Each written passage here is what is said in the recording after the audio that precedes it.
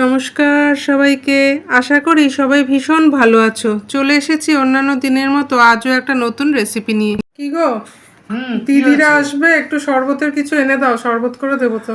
কালকে সকালেই তো বাজার থেকে কাঁচা আম নিয়ে আসলাম, ওই আম পোড়া শরবত করো, কাঁচা আম পোড়া শরবত। ও হ্যাঁ, তাই তো। হ্যাঁ, ওটা সুন্দরভাবে করো, বরফ দিয়ে, তুমি তো ভালো করো। হ্যাঁ হ্যাঁ হ্যাঁ, একদম ঠিক বলেছো। ঠিক আছে। সত্যিই তো, এই আম পোড়ার শরবত আমার মনে হয় এই গরমে সব থেকে রিফ্রেশিং একটা শরবত, যা খেলে মন প্রাণ দুটোই জুড়িয়ে যাবে। এই তীব্র গরমে এই আম পোড়ার শরবত কিন্তু আমাদের শরীরের উপযোগী তো হবেই, তার সাথে সাথে কিন্তু স্বাস্থ্যকর আর এক কথায় তৃপ্তিদায়ক। তাহলে আজকের রেসিপি হলো এই আম পোড়ার শরবত, আর তার সাথে থাকছে আমার কিচেন টিপস। এই শরবতের জন্য আমি দুটো বড় সাইজের আম নিয়ে নিয়েছি। আমগুলো যদি একটু শক্ত হয় তাহলে শরবতটা খেতে কিন্তু বেশি ভালো হবে। আমার বাপের বাড়িতে আম গাছ আছে। কোকিল ডাকতে শুরু করলেই তখন আমার মনে হয় যে এবার আম গাছে কেমন বোল আসলো কে জানে। আর কালবৈশাখী ঝড় হলে তো কথাই নেই, যেই ঝড় থামলো কি আমার দাদার মেয়েরা আম কুড়াতে চলে গেল। সত্যিই তো, তখন মনে হয় বাজার থেকে কেনা আমের চেয়ে হাজার গুণ বেশি স্বাদের হয় এই ঝড়ে কুড়ানো আমগুলোর, তাই না? আমগুলোতে আমি একটু সর্ষের তেল ভালো করে মাখিয়ে নিলাম, যাতে পোড়ানোর পর খোসাগুলো ছাড়াতে সুবিধে হয়। দুটো আমকে আমি গ্যাসে একটি রুটি ছাঁকনি বা জালির মধ্যে বসিয়ে দিয়েছি পোড়ানোর জন্য। তখন কিন্তু গ্যাসের ফ্লেম কমানো থাকবে, না হলে আমের খোসাটা তাড়াতাড়ি পুড়ে যাবে আর ভেতরটা কাঁচা থেকে যাবে। এই আম পোড়ানোর কায়দার ওপর কিন্তু শরবতের স্বাদ আকাশ পাতাল পার্থক্য হয়।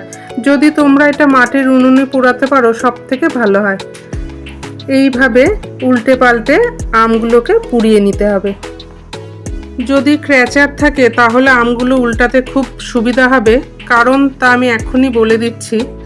না হলে এই আমগুলো পালিয়ে যাওয়ার অনেক সম্ভাবনা থাকবে।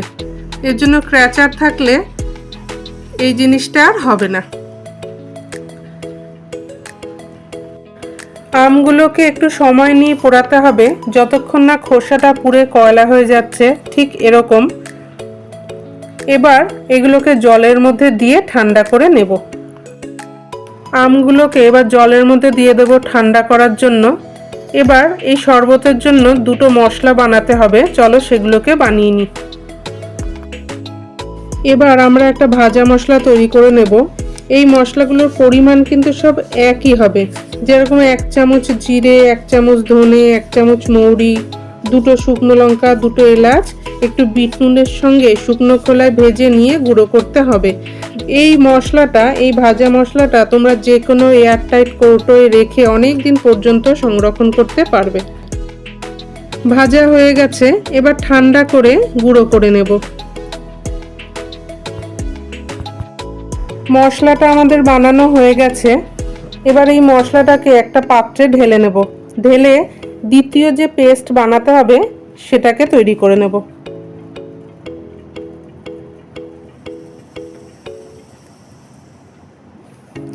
দ্বিতীয় পেস্টটা তৈরি করার জন্য আমাদের লাগছে পুদিনা পাতা। পুদিনা পাতাগুলোকে ভালো করে ধুয়ে আমি এর মধ্যে ছিঁড়ে নিলাম, আর তার সাথে দেব দুটো কাঁচা লঙ্কা, দিয়ে ভালো করে পেস্ট বানিয়ে নেব।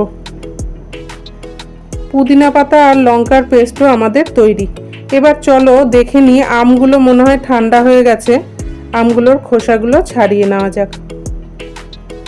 এই পেস্ট একদম রেডি। আমগুলো ভালো মতো ঠান্ডা হয়ে গেছে, এবার খোসাগুলোকে ছাড়িয়ে নেব। যখন দেখবে যে শাঁসটা হলদে হয়ে গেছে তখন ভাববে যে আম ভালো মতো পুড়ে গেছে। দেখো ভেতরটা কিরকম হলুদ, দেখেছো? আর যদি দেখো যে খোসাটা নরম হয়ে গেছে কিন্তু শাঁসটা সাদাই থেকে গেছে, তাহলে বুঝবে যে আরেকটু পোড়াতে হতো। আমার পাশের বাড়ির কাকিমা আমাকে বলছেন তোমার ভিডিওর জন্য ওয়েট করে থাকি। আর তোমার কিচেন টিপসগুলো তো খুব কাজের। এটা যে আমার কাছে কত বড় পাওনা। তুমি পাতিলেবু, লঙ্কা সংরক্ষণ নিয়ে বলেছো। এই গরমে তো সবজিগুলো সব নষ্ট হয়ে যাচ্ছে, কি করে সবজি অনেক দিন ভালো থাকবে সেটা যদি একটু বলতে। তো কাকিমাকে তো আমি বলে দিলাম, তাই তোমাদের সাথে আজকে শেয়ার করছি।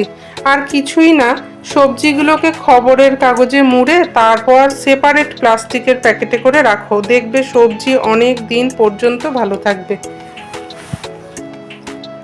এবার আমগুলোর শাঁসগুলোকে বের করে আঁঠিগুলো ফেলে দেবো।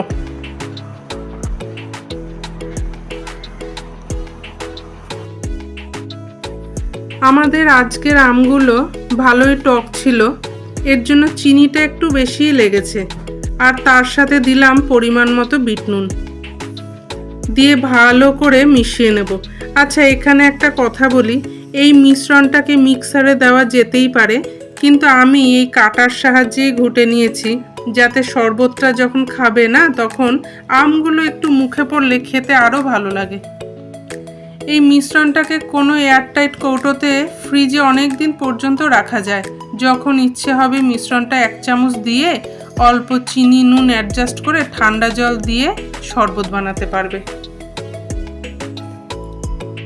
আমাদের মিশ্রণটা একদম রেডি হয়ে গেছে।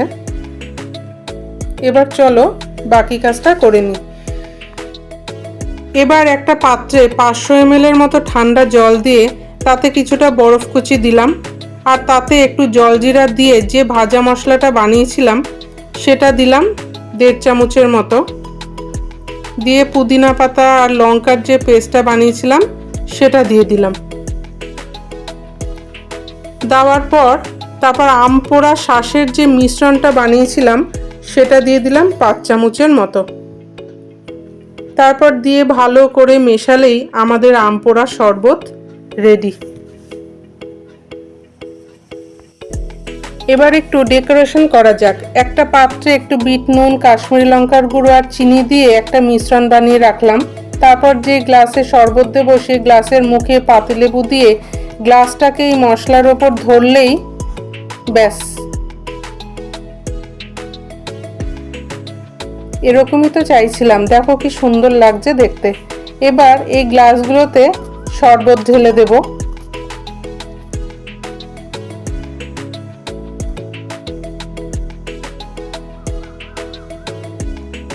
তারপরে দিয়ে দেবো এর মধ্যে বরফের টুকরো।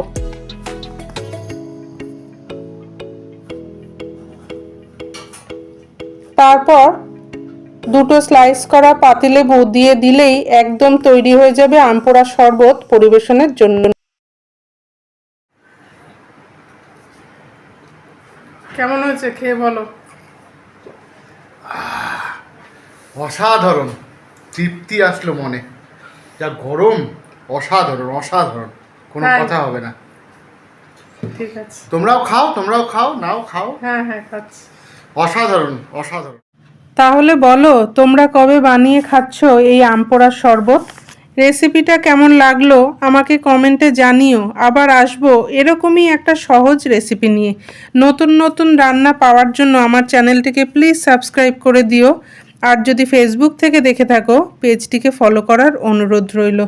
আজ তাহলে আসি, ভালো থেকো, সাবধানে থেকো, টাটা।